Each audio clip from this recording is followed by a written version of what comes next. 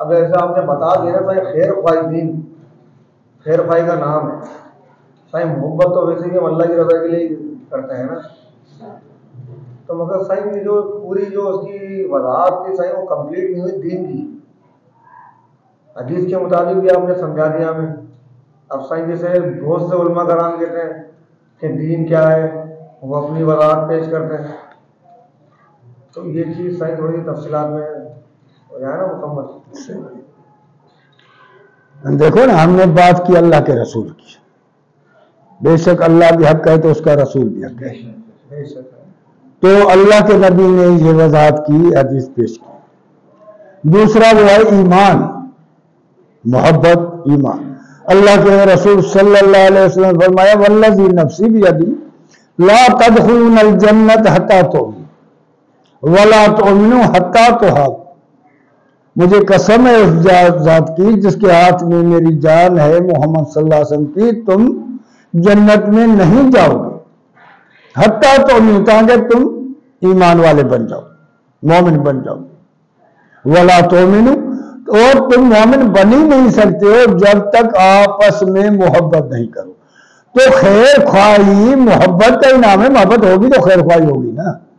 एक दूसरे से खैर ख्वाही क्यों करेंगे? एक दूसरे से मोहब्बत होगी ना, प्यार होगा, चाहत होगी, एक दूसरे का कदर होगा। तो अल्लाह के रसूल ने इसलिए कहा है कि हमारी मोहब्बत जो होगी ना वो अल्लाह के लिए हो। अल्लाह के रसूल ने यही कहा कि मन अहब्ब लिल्लाह व अबग़ज़ लिल्लाह व अता लिल्लाह व मन्ना लिल्लाह। ईमान उस बंदे का मुकम्मल है जो अल्लाह के लिए मोहब्बत करते हैं, अल्लाह के लिए नफरत करता है, अल्लाह के लिए देता है और रोकता है।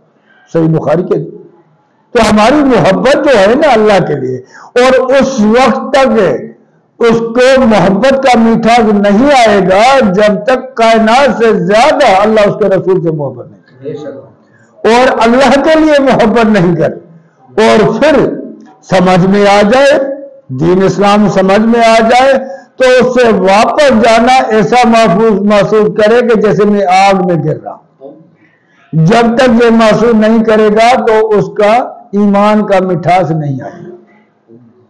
तो ईमान होगा तो मोहब्बत होगी, ईमान होगा तो दीन होगा, दीन होगा सही तो इस्लाम आएगा। जब दीन ही नहीं होगा, हमारी मोहब्बत ही नहीं होगी, अल्लाह के लिए नफरत ही नहीं होगी, हम सारा दिन दुनिया में लगे रहेंगे, तो इस्लाम कैसे आएगा?